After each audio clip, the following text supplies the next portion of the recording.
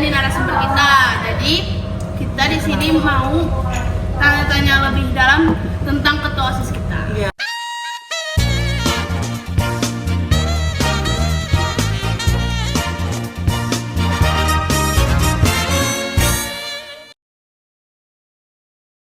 Boleh perkenalan dulu? Baik, sebelumnya perkenalkan nama aku Albitan Ferdiansyah, selaku Ketua OSIS SMA Negeri 1 Banjarmasin periode 2025-2026. Oke. Boleh jelaskan apa tujuan atau motivasinya menyalahkan diri? Jadi ketua OSIS. Kalau tujuan dan motivasi aku sebenarnya emang cuma dari diri aku sendiri, Bang. Itu kenapa alasan aku jadi kok bisa sih ikut gitu nah. Itu karena aku sendiri, dan selain itu juga aku mau melanjutkan apa yang selama ini sudah aku jalani, karena emang sebelumnya aku juga punya pengalaman sebagai anggota OSIS di periode sebelumnya, dan juga aku juga pernah punya pengalaman menjadi OSIS di SMP. Kalau di SMP itu sebelumnya jadi apa tuh? Nah, untuk aku sendiri di SMP 1 ya lebih tepatnya, di sini aku menjadi ketua OSIS. Jadi Berarti sudah berpengalaman nih. iya benar banget, benar pengalaman. Boleh tahu nggak SMP-nya SMP mana? SMP 1. Ada disebutkan ya? Iya udah disebut nggak? Lagi Oke. Oke. Oke. Jadi aku mau nanya juga nih, gimana sih karakter yang Aldi bawain sebagai pemimpin? Kalau dari aku sendiri ya, yang pasti itu adalah profesionalitas. Setelah profesionalitas baru tegas. Karena kenapa sih kamu bilang itu? Karena dalam profesionalitas itu juga ada yang namanya disiplin. Sedangkan kalau misalnya kita nggak disiplin, kalau kita nggak tegas, maka untuk meraih disiplin itu susah. Kalau menurut aku ya. Dan Benar. untuk menjadi seseorang yang sempurna itu harus perlu juga kerjasama sesama tim gitu. Oke, selama kamu memperjuangkan Selama menjalankan diri. oh iya, selama menjalankan diri jadi ketua OSIS nih, ada nggak sih yang selalu jadi support system kamu? Iya, mungkin dari seseorang Iya, atau Seorang cewek-cewek gitu. cewek beruntung itu. Siapa ya? Tentunya ada kalau support system yang pasti dari keluarga ya, dari orang tua, dari ayah, ibu, terus kakak, dan mungkin keluarga aku yang lain, dan juga teman-teman, terutama sih teman-teman dekat dan orang lain. Berarti ini dari keluarga dulu ya? Ya, Lingkungannya emang sportif banget. ya, alhamdulillah ya, keren banget. Terus mungkin ada seseorang panutan yang membuat menginspirasi Aldi.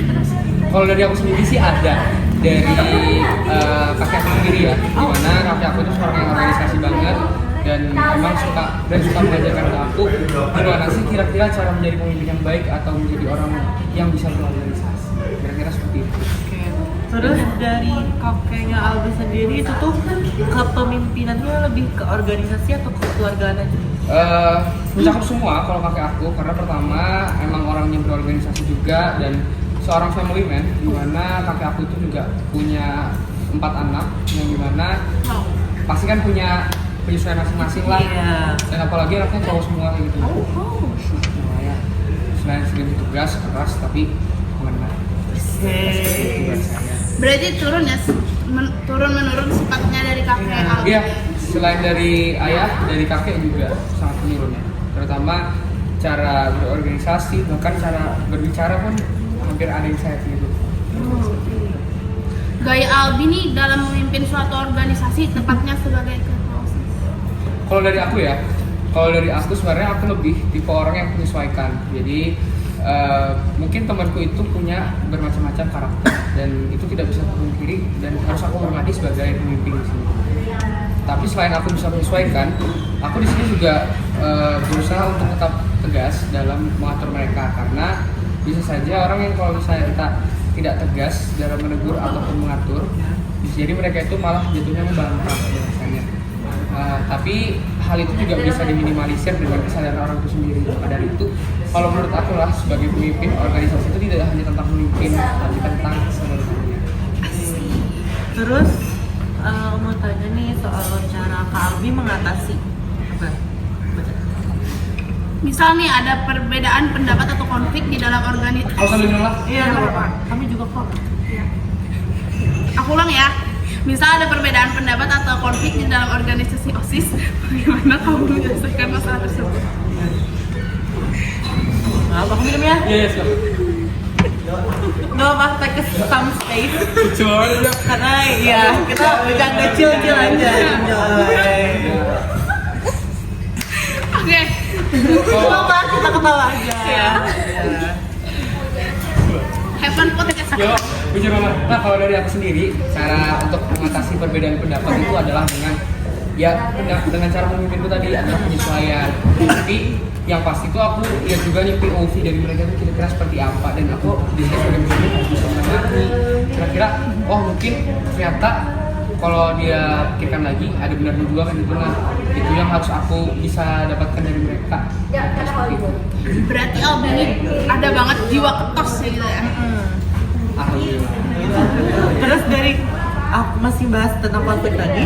Jika konflik tadi kan misalnya tentang pendapat dua orang nih, pasti kan bakal milih salah satunya kan yang lebih bagus, lebih bakal dipakai nih. Bagaimana sih cara Albi agar yang nggak dipilih ini tetap merasa dihargai pendapatnya? Kalau dari aku ya, aku sebenarnya bukan tipe yang memilih memihak, tapi lebih mencari jalan tengah seperti apa. Jadi kalau misalnya memang masih bisa diatasi, pasti aku kasih jalan tengah itu seperti apa.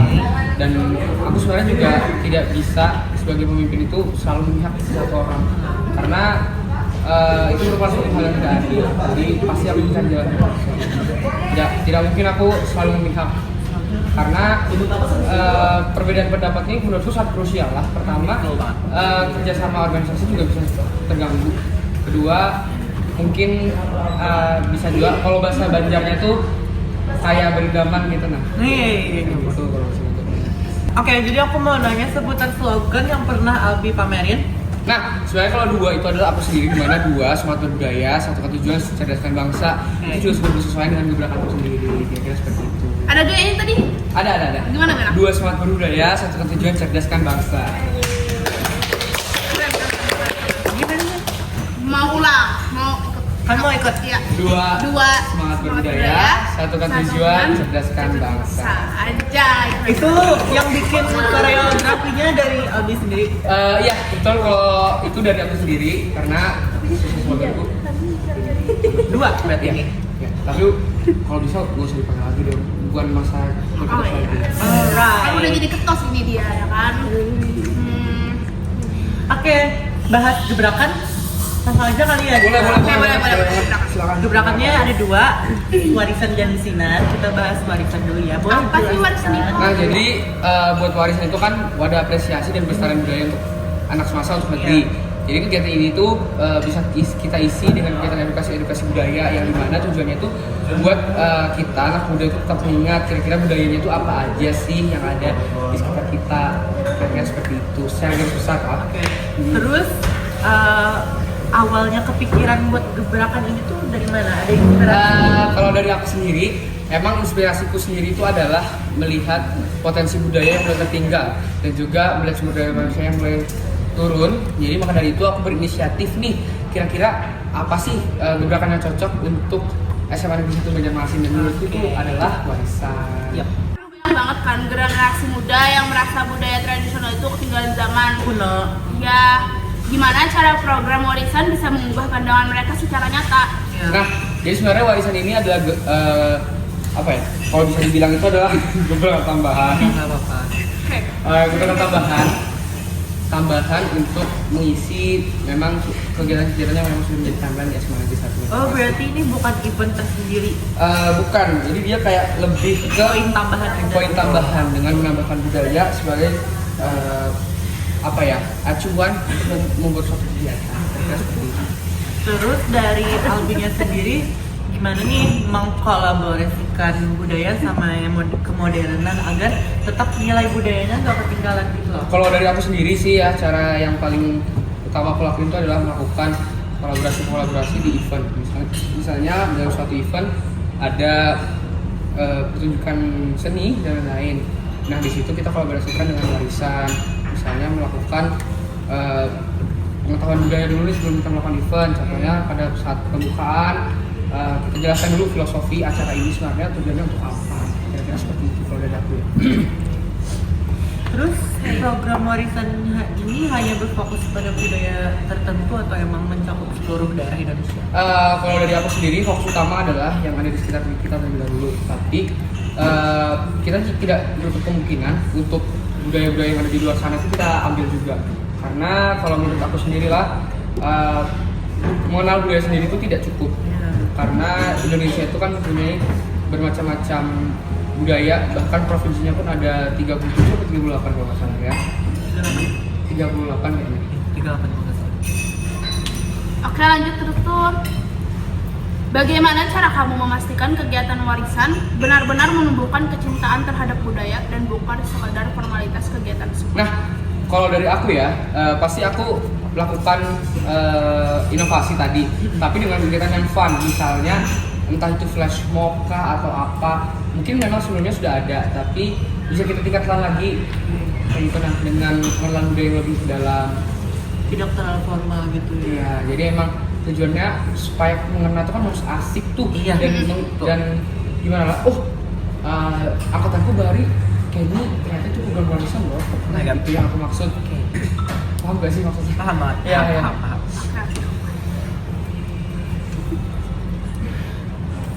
Dalam era digital nih, bagaimana warisan beradaptasi agar pelestarian budaya tetap relevan di media sosial dan dunia modern? Nah, yang pasti kalau dari aku sendiri itu adalah melakukan inovasi ya. Yang tadi aku udah beberapa kali bilang bahwasanya kita harus melakukan inovasi. Tapi menurutku inovasi tidak cukup. Jadi itu adalah Harus murni ditambahin menurutku lagi. ya ditambahin, dan juga pembawaan dari kami itu seperti apa. Pembawaan kami walaupun sudah inovasi, kalau misalnya pembawaannya boring dan lain-lain itu kan pasti siswa malas. Iya, betul. Otomatis pembawaan dari aku sendiri itu harus menyenangkan. Jadi memang ditekankan sekali untuk warisan ini adalah kegiatan yang menyenangkan. Oke, terus seputar siswa yang malas tadi, gimana sih cara bagaimana Albi mengatasi siswa yang kurang tertarik sama kegiatan budaya gitu? Nah, yang pasti sama kayak aku bilang di awal tadi bahwasanya ya dengan melakukan kegiatan yang menyenangkan. Karena sebenarnya orang itu bukan malas, tapi dia tertarik karena mungkin tidak melihat potensi. Iya, inovasinya kurang. Iya, ya, seperti itu. Nah, maka dari itu kita hadirkan warisan. Itu fungsi warisan. Oke, Cukup kali ya untuk beberapa warisannya. boleh. Kita lanjut ke Sinar. Boleh jelaskan apa Nah, itu Sinar? jadi Sinar itu memiliki panjangan. Kepanjangannya adalah semasa inspiratif dan aksi realita. Di mana kegiatan ini bertujuan untuk meningkatkan pendidikan yang ada di Indonesia. Selain pendidikan, kita juga fokusnya kepada sumber daya manusia. Dengan apa sih? Dengan kita meningkatkan empati sesama kita. Sesama kita ini adalah konteksnya karena di sini kita ingin meningkatkan pendidikan, maka dari pelajar untuk pelajar. Kata inspiratif di Sinar tuh maksudnya apa sih? Nah, ya tadi dulu. Sorry potong.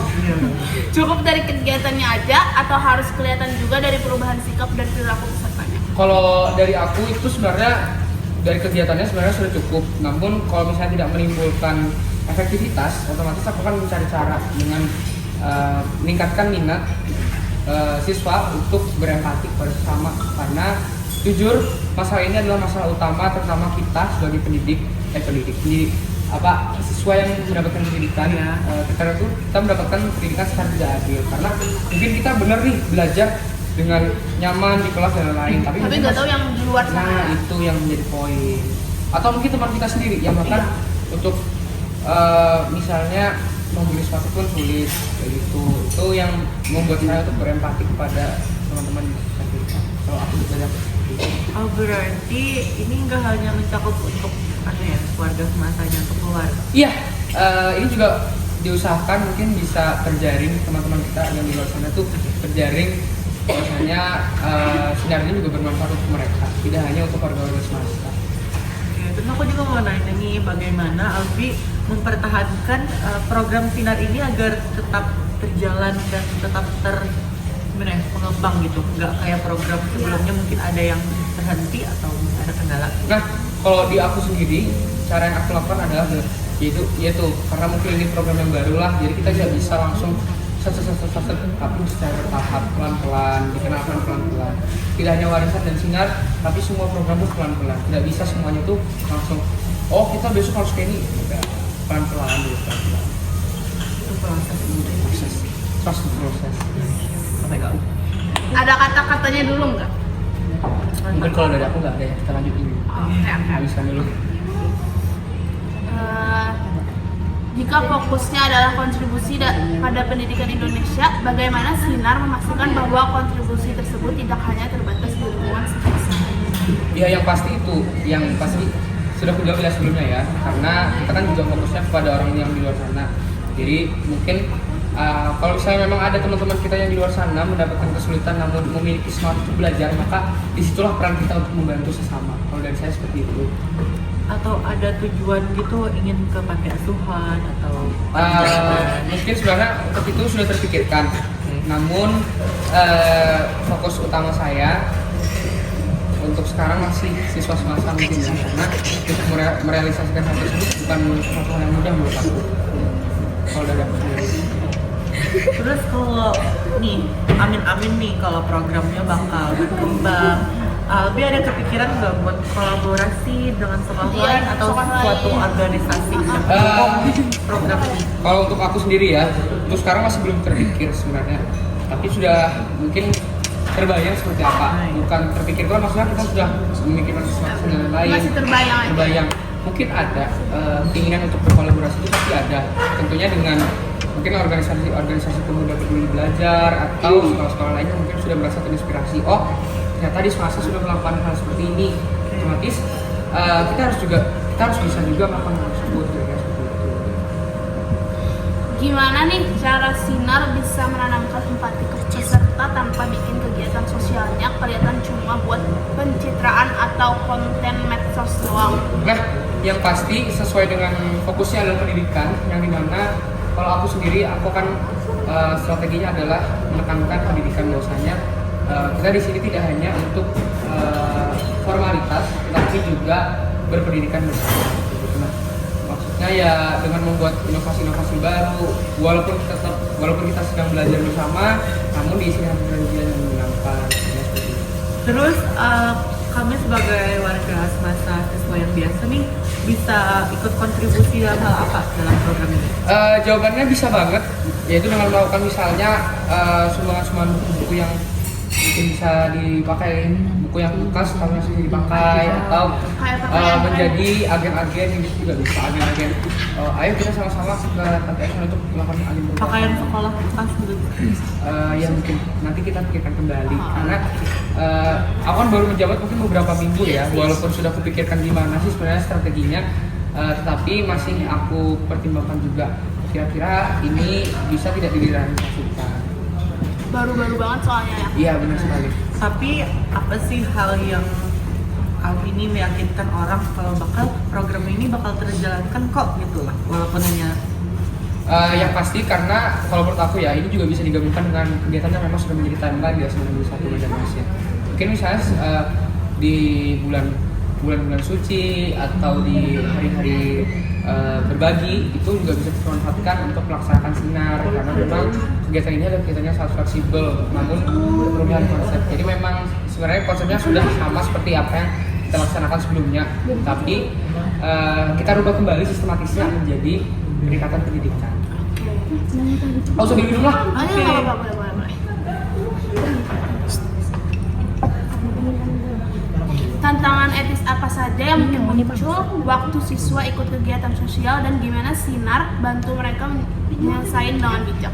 Kalau dari aku sendiri itu adalah mungkin mereka bertanya-tanya kira-kira manfaatnya apa. Nah, di sini solusi dari aku adalah mereka harus ikut campur juga, ikut terlibat dalam hal tersebut, karena jika mereka hanya mendengar dan tidak merasakan, maka tidak tahu bagaimana kira-kira kondisi lapangan itu seperti apa, teman-teman kita yang lain itu seperti apa mereka tidak tahu. Kira seperti itu. Jadi memang harus adanya keterlibatan tidak hanya dari kami sebagai pengurus OSIS, tapi juga dari teman-teman lain selaku peserta GIPI.